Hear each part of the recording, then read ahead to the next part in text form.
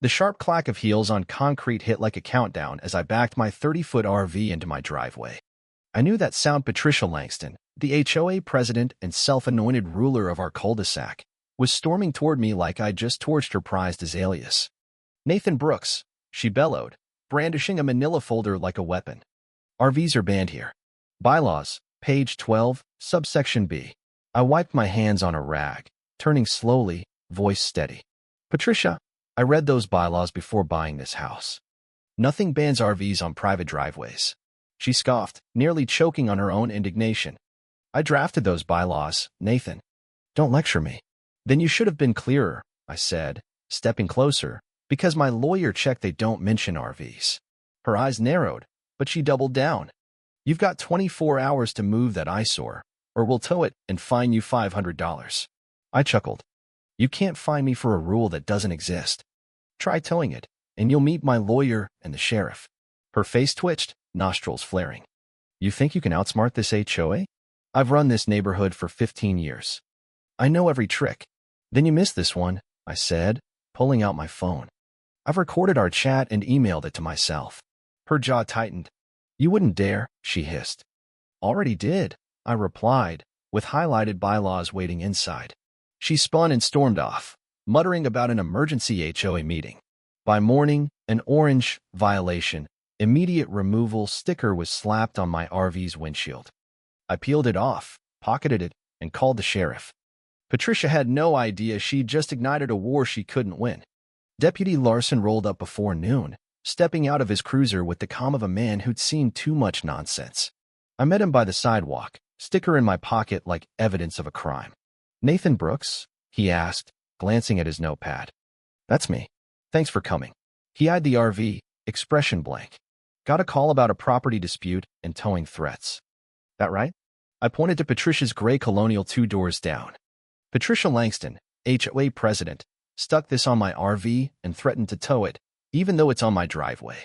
He took the bylaws I handed him, highlighted sections clear, and listened to 30 seconds of my recording before raising an eyebrow. "She's not messing around, is she?" "Trying to make an example of me," I said. "Problem is, I read the rules." He whistled softly. "Let's talk to her." We walked to her house, her blinds twitching before we reached the porch. She flung the door open, clutching a clipboard.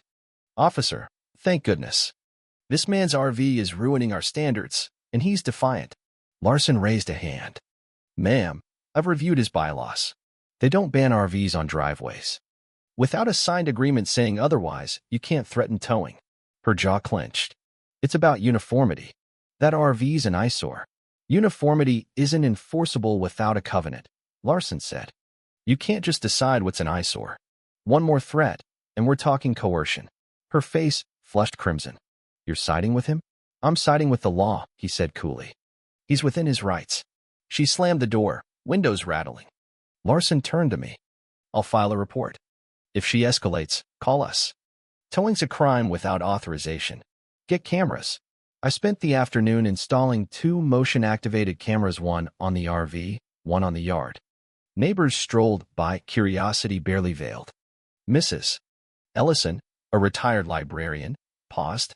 "I've never liked Patricia's tyranny," she whispered. "Good for you." Standing up.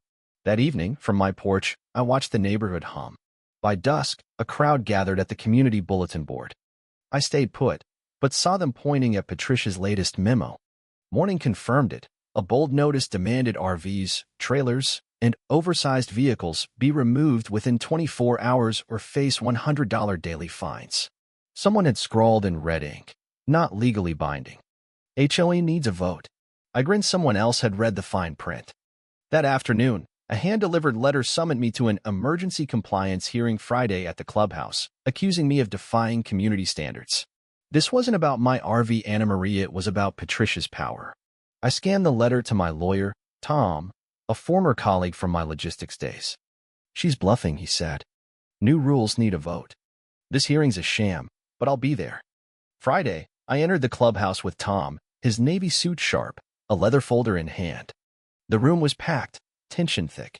Patricia sat with board members Greg, a quiet retiree, and Lisa, once fined for planting daisies. They looked uneasy. "I call this session to order." Patricia began, tapping her pen. Tom stood. I move to dismiss this hearing as invalid. Patricia blinked. On what grounds? Improper notice, no board vote, no community approval, and no legal authority to enforce a non-existent rule. Murmurs rippled. Patricia pushed on. This isn't a courtroom. The HOA is a legal entity, Tom said. You violated state statutes with illegal fines and coercion. Pursue this, and we'll file with the Attorney General for abuse of authority. Silence fell. Patricia's hands shook, her face ashen. Greg coughed. I moved to adjourn. Lisa seconded. The crowd dispersed, some patting my back. Outside, Mrs. Ellison grinned. You might have saved us. The RV stayed, but Patricia's silence wasn't surrender, it was strategy. Wednesday, my neighbor Alex called. Check your mail and backyard. My mailbox held an HOA notice, secondary violation review required. In my yard, orange paint lines marked a fake boundary 5 feet into my property, red flags at each corner, a sign zip-tied to my gate, future easement, HOA maintenance zone. My county plat map confirmed I owned every inch. I knocked on Alex's door. He held a mug reading retired, not expired. Saw Lisa and a landscaper yesterday, he said, planning a runoff channel. There's no runoff, I said. They want my RV gone, so they're faking a need for my land.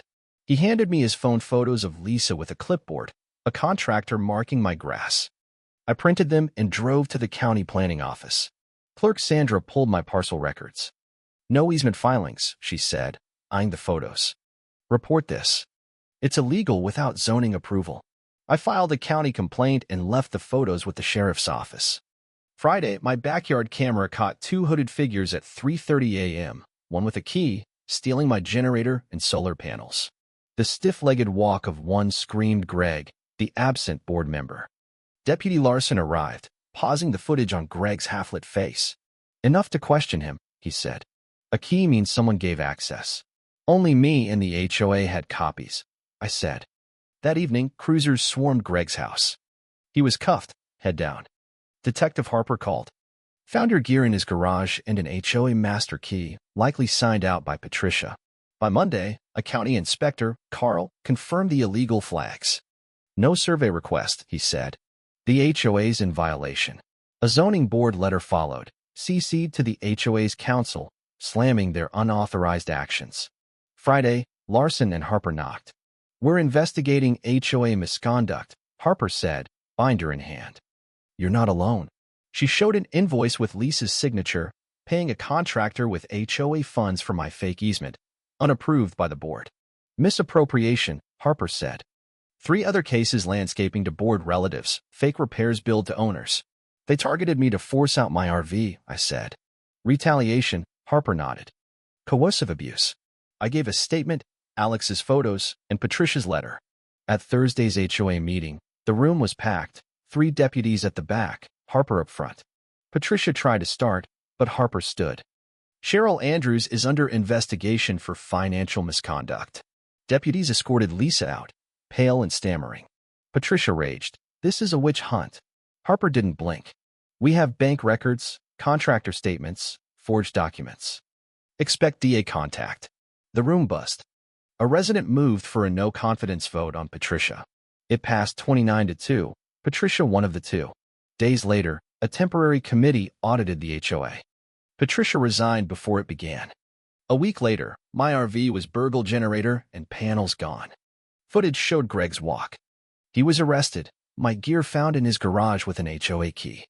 Harper revealed a scheme. Patricia and Greg planned a gated RV lot, owned by Greg's cousin, to ban RVs and profit from storage fees.